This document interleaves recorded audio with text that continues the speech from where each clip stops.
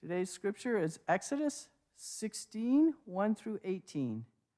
The whole congregation of the Israelites set out from Elim, and Israel came to the wilderness of Sin, which is between Elim and Sinai, on the 15th day of the second month after they had departed from the land of Egypt.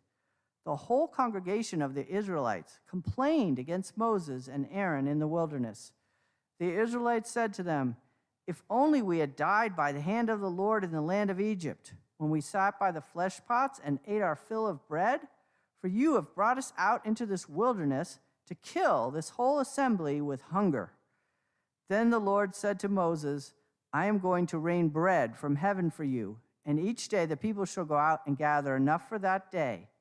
In that way I will test them, whether they will follow my instruction or not. On the sixth day, when they prepare what they bring in, it will be twice as much as they gather on other days." So Moses and Aaron said to all the Israelites, "In the evening you shall know that it was the Lord who brought you out of the land of Egypt. And in the morning you shall see the glory of the Lord, because he has heard your complaining against the Lord. For what are we that you complain against us?" And Moses said, "When the Lord gives you meat to eat in the evening and your fill of bread in the morning, because the Lord has heard the complaining that you uttered against him, what are we? Your complaining is not against us, but against the Lord." Then Moses said to Aaron, "Say to the whole congregation of the Israelites, 'Draw near to the Lord, for he has heard your complaining.'" And as Aaron spoke to the whole congregation of the Israelites, they looked toward the wilderness, and the glory of the Lord appeared in the cloud. The Lord spoke to Moses and said, "I have heard the complaining of the Israelites. Say to them, 'At twilight you shall eat meat, and in the morning you shall have your fill of bread. Then you shall know that I am the Lord your God.'" In the evening, quails came up and covered the camp, and in the morning there was a layer of dew around the camp. When the layer of dew lifted, there on the surface of the wilderness was a fine, flaky substance, as fine as frost on the ground. When the Israelites saw it, they said to one another, "What is it?" For they did not know what it was. Moses said to them, "It is the bread that the Lord has given you to eat. This is what the Lord has commanded. Gather as much of it as each of you needs, an omer to a person, according to the number of persons, all providing for those in their own tents." The Israelites did so, some gathering more, some less. But when they measured it with an omer, those who gathered much had nothing over, and those who gathered little had no shortage. They gathered as much as each of them needed.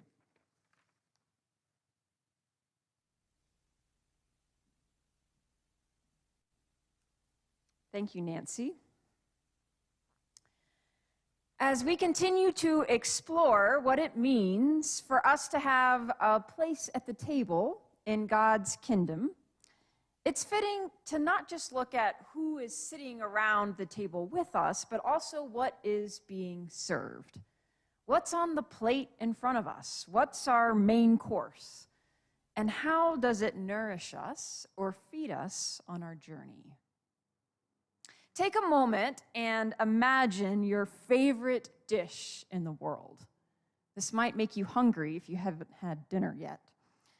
Maybe it's your grandmother's apple pie, your grandfather's biscuits, your mom's lasagna, your husband's grilled salmon, your wife's mashed potatoes, your friend's spinach artichoke dip. Maybe those great street tacos from the food truck on the corner in your neighborhood. Or maybe it's just a perfectly scrambled egg, something only you can get right exactly the way you like it. We have such an abundance and an amazing variety of food in our daily diet, don't we? And the access we have to this food is really unreal when you think about it. With grocery delivery at our fingertips and Grubhub ready to drop off our favorite sushi from the restaurant across town within minutes, we're spoiled by the fact that more often than not, for many of us, we get to eat what we want when we want it. We can even customize dishes to meet our dietary needs. We can cut out sodium or stay away from gluten, eat only keto or be strictly vegan. We can drink our proteins and our greens in a shake. We can even eat dessert first if we want to. And even more, if we eat something we do not like or that's not prepared to our liking, many of us can afford to just toss it out or try something different. We live in a made-to-order, the customer is always right culture. But such choice does have consequence. Here's some food for thought from the Recycle Track Systems Food Waste in America Guide for 2021. You can read more about it at rts.com. While the world wastes about 1.4 billion tons of food every year, the United States discards more food than any other country in the world. Nearly 40 million tons, or 80 billion pounds. Both of those numbers are really too big for me to comprehend. But that's wasted every year. This is about 30 to 40% of the entire food supply in our country. And it equates to about 219 pounds of food waste for each one of us each year. They say one way to think about it, it's like if you yourself threw away 650 apples every year right into the garbage. And why do we waste food like this? Well, it's complicated. There are a lot of different reasons, and they say that we Americans do this for a few reasons. The first is that we don't understand sell-by dates or expiration dates on our food, and we often throw out food when it's still okay for us to eat. The second reason is just we're a more affluent country, so we take for granted that if I don't finish my lunch, I'm okay to toss it because I know where my next meal is coming from. And the third reason is because we Americans are impulsive in our food purchases.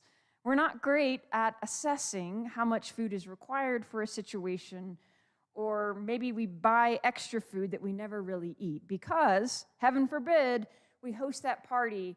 You know, we don't want to run out of food, do we? Or we don't want to have the right options for our guests who are there. I'm the worst at this, by the way. I buy so many different options because I want to make sure I have enough. But this is the most amazing part of it all. Of all the food waste in our country, the biggest percentage comes from our homes. 43% comes from our houses. I figured that other categories would be bigger, but 40% comes from restaurants or grocery stores, 16% comes from farms, and only 2% of food waste comes from manufacturers. The biggest percentage, 43%, comes from our homes. And this waste matters because it's estimated that 35 million people across America, including 10 million children, suffer from food insecurity.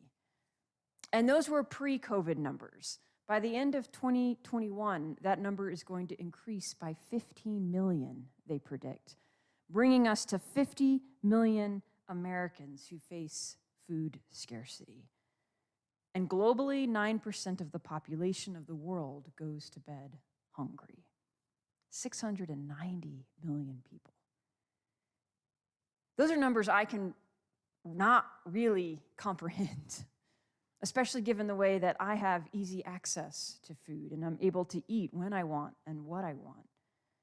And I could preach a whole sermon on the disparities of food distribution, and we should all care deeply, I think, that millions of people are hungry and starving, and millions of people are well-fed and wasteful. But today, my sermon is going to take a different focus. It's going to focus on a truth that I think is equally compelling and as important.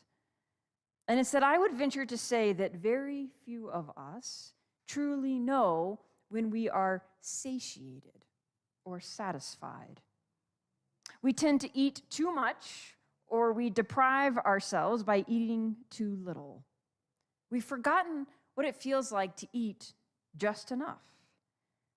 There is this whole eating framework called intuitive eating, which I invite you to research more on your own.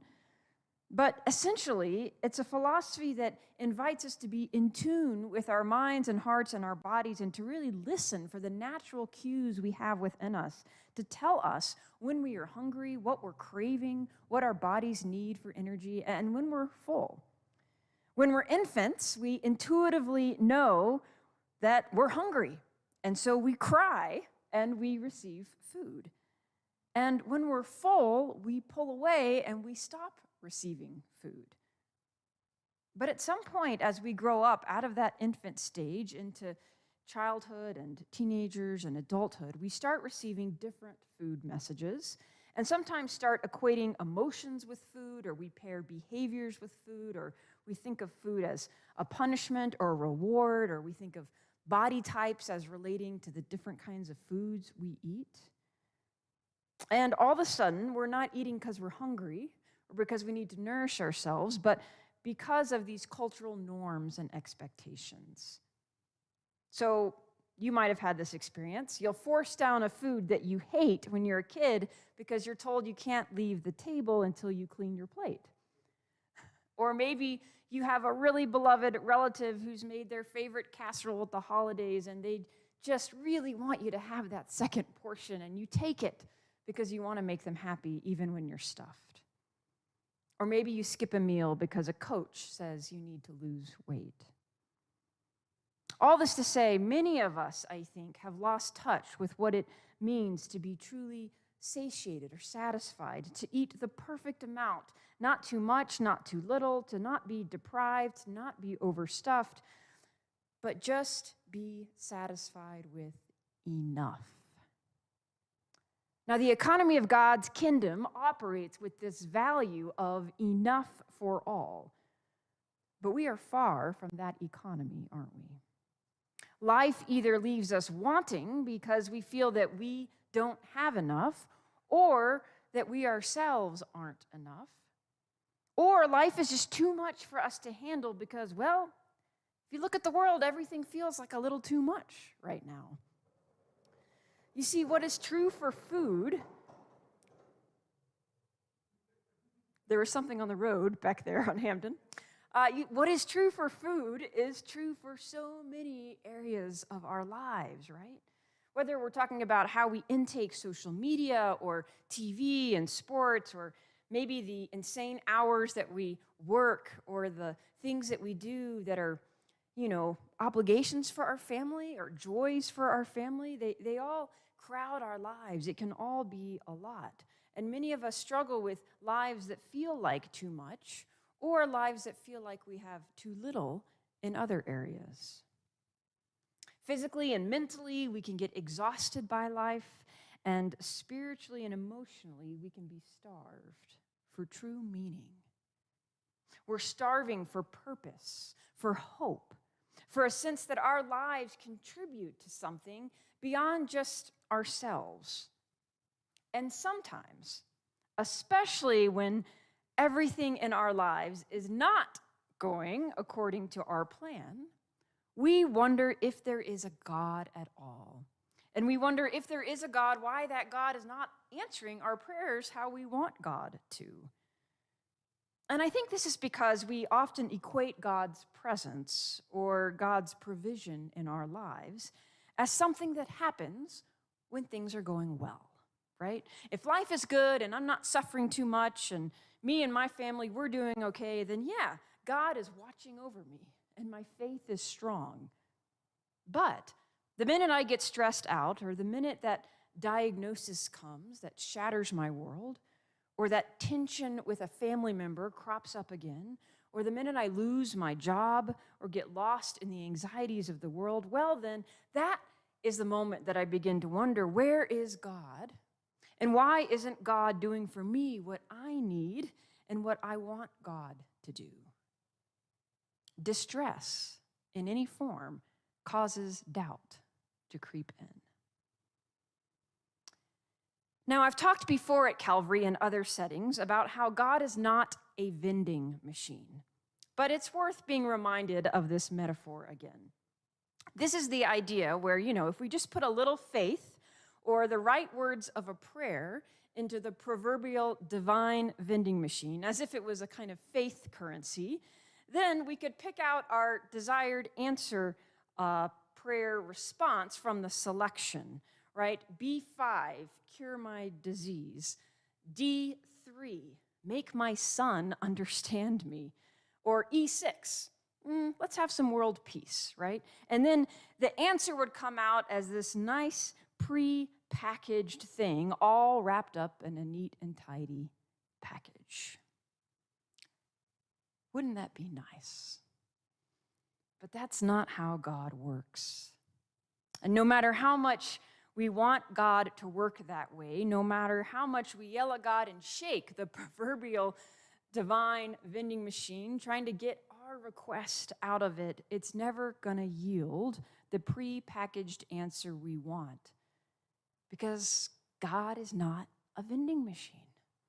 God is a presence and a provider and a liberator and a healer and a guide and a creator, but God is not a vending machine for our prayers. Of course, the Israelites didn't have vending machines back in the day, but you wouldn't really know it from reading Exodus 16, would you? They kind of get what they ask for. They need food, and they get quite a lot of it. Moses and Aaron have quite the complaining congregation on their hands, though. These people, they're hungry, genuinely hungry. And their hunger pains of the present bring on the powerful pull of nostalgia for the past. You know how sometimes you'll be, living your life, and then you'll start to remember a time before from your past, and you might remember it as better than it actually was because we have selective memory. We like to remember the good parts of how things were, the good old days, and we forget that there were some struggles back then too.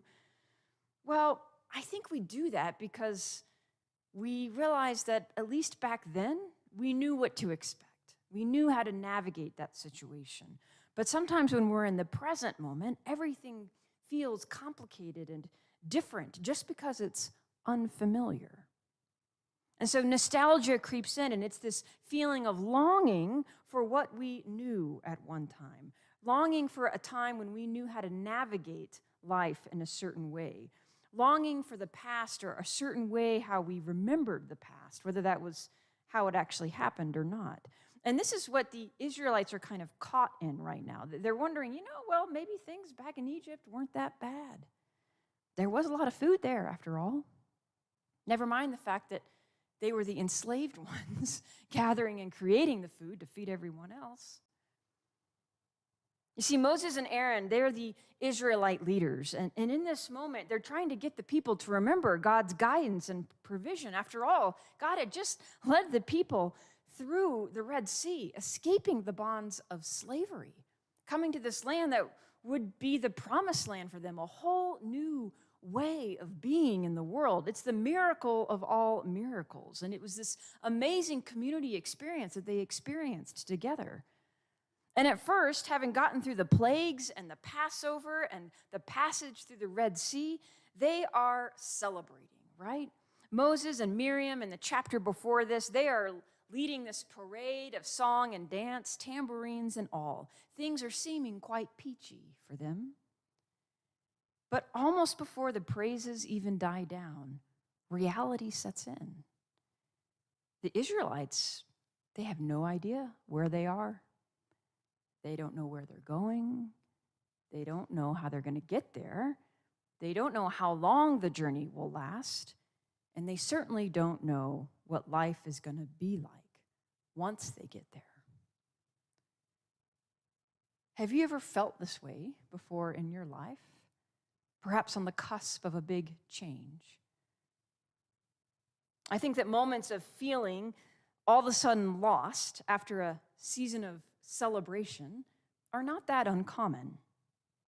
Think about it. High school graduates, their families throw them big parties and celebrate their achievements. And then all of a sudden, the high school graduate wakes up the next day to the daunting reality that, oh my gosh, I'm an adult now. I have to either go to school or get a job or figure out how to pay bills. And all of a sudden, living under my parents' roof is looking pretty good. There was always food in the fridge, right? Or after a beautiful celebratory wedding day with the cake and the flowers and the dancing and the dress, the reality sets in the next day. Oh, yeah, the wedding, it was this great celebration, but marriage, that's a challenge, right? This whole spend our whole lives together till death do us part. That's not always fun and games. Or maybe you retire and you have this big celebration for your retirement. All your colleagues are there and you're feeling really good about how you spent your life and you feel like your life has had meaning and you're so grateful to be in this season now where you don't have the daily grind of 9 to 5. But then all of a sudden you wake up the next day and you realize, what do I do now? My whole identity, my whole purpose was sort of wrapped up in my career. I didn't even realize it. You're having to navigate a path that's so different from the one that you lived for 30, 40, 50 years before.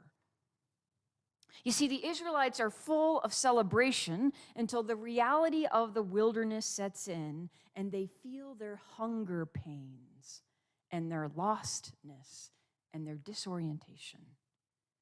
And it begs the question, are the Israelites complaining only because they are physically hungry? I don't think so. Otherwise, they would be good with all the food that God provides them. They pretty much get an all-you-can-eat buffet of quail at night, and they get a different kind of buffet in the morning. Not all you can eat, but eat just what you need, of manna. Their complaints have this yearning for the past in them that clearly is more than just about the hunger pains of the present. They don't want to be enslaved again, but they are yearning for what they knew and how they knew how to navigate in the world. There's some kind of existential or spiritual hunger here, I think. It's not just a physical hunger. Physical sustenance is one thing, but trusting God, that is a whole other thing. And would the Israelites make the connection between the two, between what God is providing for them in the manna and what they are yearning for? If they have eyes of abundance, then yeah, they'll get it and they'll eat just what they need and they'll go on with life and it'll be okay. But if they have eyes of scarcity, they'll see what they don't have. They'll fear for the future and what might happen, and so they'll hoard to the point of excess. But of course, in the Bible we see with the concept of manna, everything miraculously evens out on its own. Even if they try to hoard it, they can't. Manna cannot be manipulated. Given how God says it works, manna must only be enough for the day, and it must be enough for everyone. No more and no less. And yet, this enough is not without mystery, because the people do not recognize, do they? They don't recognize what is right before them. They don't recognize what God is giving them. They literally do not recognize what manna is. The very word manna is derived from this question they were asking in their native language, man knew. Man knew. They kept saying, man knew. And that means, what is it? It's actually a question that says, what is it? That's what the word manna means. They literally had no idea what was in front of them. They had never seen it before. This was not the overflowing bread basket from Pharaoh's pantry. It wasn't the unleavened bread from their Passover meal. This stuff was white and flaky and weird. Now, scholars have all kinds of theories as to what manna actually was. And there is a scientific kind of natural explanation that they've discovered. Manna is kind of like a bug juice. You may not have seen that one coming, and neither did the Israelites. But apparently, in the actual wilderness today, which is where the wilderness of sin was located back then, there is a type of plant lice that punctures the fruit of the tamarisk tree.